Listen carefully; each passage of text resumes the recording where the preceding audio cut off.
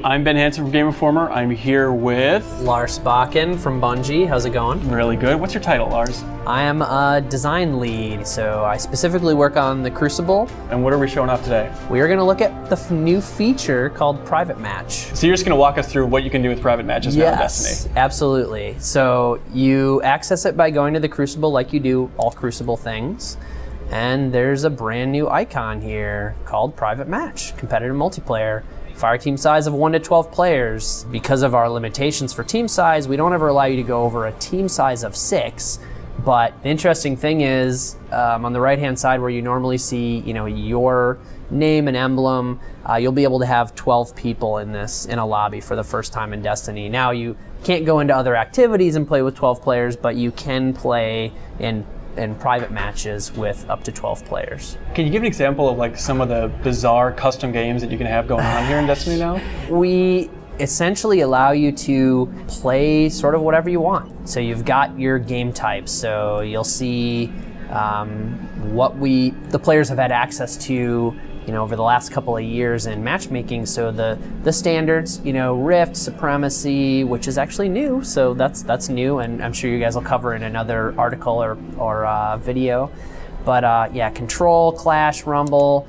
There's a few pages here, so we've obviously got a bunch dedicated to Inferno. Obviously the new Supremacy stuff, and Mayhem, of course, fan favorites. So you know what, might as well just choose Mayhem Rumble for purposes of demonstration here. And then, so you can choose from your game types, choose from your maps. Really excited that everyone has access to all the existing maps that were there, as well as 4 new ones, which I believe you guys are gonna talk about as well, separately. But lots of different maps for people to choose from. So one of people's favorites, obviously from the past, is Shores of Time, so I'll choose that. And then we have some options here. So because I'm playing Mayhem, you'll see the score limit is suitably ridiculous. So if I were to say, just for the purposes of science, change this to Rumble, see how the scores change, which is really cool. So I'll change this back to Mayhem again. Score limit, you've got your time limit. So if you want to play for a short period of time or a much longer period of time. And then depending on the map, time of day. So in a map like this, we could go dawn, we can go morning, and then light level, which is whether you have power enabled or not. So say like what we do in Trials of Osiris or Iron Banner. So you could have level differences or light level differences affecting players or not. And by default, that's disabled, but if you wanted to recreate Iron Banner or Trials, you could. And then the one other interesting thing I'll go over super quick. So if you were to pick a map like Skyshock, you'll see how the options change ever so slightly. We get vehicles, and so you could turn on vehicles, for example. So we do sort of allow you to try a bunch of things that we would never have in matchmaking. We wanted to make it so that it felt like you had access to play the game the way you wanted to play it with your friends.